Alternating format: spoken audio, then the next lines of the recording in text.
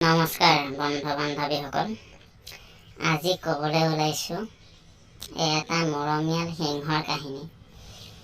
এখন অৰণ্যৰ মাজত এটা দয়ালু লগতে বৰ মৰমীয়াল সিংহই বসবাস কৰিছিল। সি অৰণ্যত থকা অন্য জীৱ জন্তুক অলপো আমনি কৰা নাছিল। সি পেটৰ ভোক গুচাবলৈ মৰা জীৱ জন্তুহে ভক্ষণ কৰিছিল আৰু সেইকাৰণে অৰণ্যত থকা বাকী জন্তুবোৰে তাক মৰমতে বাবা বুলি মাতিছিল। আনকি সি থকা অৱস্থাত অৰণ্যত জীৱ জন্তুক বাঘৰ আক্ৰমণৰ পৰাও ৰক্ষা কৰিছিল। সেয়েহে সৰহসংখ্যক জীৱ জন্তুৱে প্ৰায়ে তাৰ পিছে পিছে ঘূৰি ফুৰিছিল। বাবাই যেতিয়া খাদ্য সংগ্ৰহ কৰিবলৈ যায়, এনেকৈয়ে গহীন গম্ভীৰ খোজেৰে অৰণ্যত মৰা জীৱ জন্তুৰ সন্ধানত ওলাইছিল আৰু সেইকাৰণে বাবাই খাদ্য বিচাৰি ফুৰাৰ সময়ত জীৱ জন্তুৱে বাবাক দেখিলেও এনেকৈ কাণমূৰ জোকাৰি জোকাৰি ঘাঁহ বন খাই বাবাক চাই ৰৈছিল। কাৰণ বাবাৰ প্ৰতি সিহঁতৰ বিশ্বাস আছিল। এনেকৈয়ে বহু বছৰ পাৰ হ'ল। বছৰৰ পিছত বছৰ যিমানে যাবলৈ ধৰিলে, সময়ৰ লগত বাবাও লাহে লাহে বুঢ়া হ'বলৈ ধৰিলে।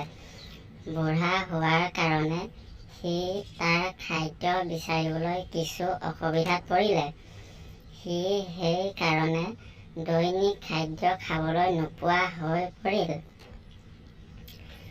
এদিন সি খাদ্য বিচাৰি গৈ থাকোঁতে চিন্তা কৰিলে যে এনেকৈ খাদ্য খাবলৈ নাপাই মইচোন মৰি থাকিম। এনেকৈ তাৰ মনত নানা চিন্তা আহিবলৈ ধৰিলে। এনেকৈয়ে গৈ থাকোঁতে থাকোঁতে সি হৰিণ এটা আঁতৰত দেখা পালে। হৰিণটো দেখা পাই সি ভাবিলে যে আজি হৰিণটোকে খোৱা যাওক। কিমাননো আৰু মৰা জন্তু বিচাৰি ফুৰিম। পেটৰ ভোকেও বাবাক বৰকৈ আমনি কৰিল। হৰিণটো ওচৰ পায়ে বাবাই হৰিণটোৰ পিনে চোঁচা ল'বলৈ বুলি প্ৰস্তুত হৈ ল'লে আৰু যেতিয়া হৰিণটো ওচৰ পালেগৈ, বাবাই হৰিণটোক ধৰিবলৈ চোঁচা ল'লে। হৰিণটোৱে একো ততকে ধৰিব নোৱাৰি বাবাই চোঁচা লোৱা দেখি সি পলাবলৈ আৰম্ভ কৰিলে। বাবাইও তাক পিছে পিছে খেদিবলৈ ধৰিলে। অৱশেষত কোনোমতে হৰিণটোৱে গৈ গৈ নিজৰ প্ৰাণ ৰক্ষা কৰিবলৈ সক্ষম হ'লগৈ। কিন্তু বাবাইও ভবা নাছিল যে তাক বাবাই ইমানকৈ খেদিব বুলি। কিন্তু বাবাৰ এনে আচৰণ দেখি বাবাক দেখিলেই হাবিৰ জন্তুবোৰে এনেকৈয়ে পলাবলৈ আৰম্ভ কৰিলে। এনে কাণ্ড দেখি বাবাৰ নিজৰ ওপৰতে খং উঠিবলৈ ধৰিলে, কিয়নো বাবাক দেখিলে জন্তুবোৰ পলাবলৈ আৰম্ভ কৰিলে। সি যেন বিশ্বাস দি সিহঁতক বিশ্বাসঘাত কৰিলে, সেইটো সি বাৰুকৈ উপলব্ধি কৰিলে। সেইকাৰণে কাকো কোনেও কেতিয়াও বিশ্বাসঘাত কৰিব নালাগে।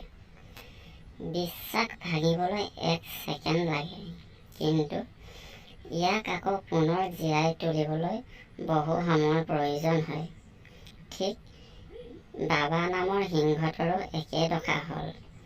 অৱশেষত সি অৰণ্য এৰি গুচি গ'ল। তাৰ জীৱনটো যে অন্ধকাৰ হৈ পৰিল।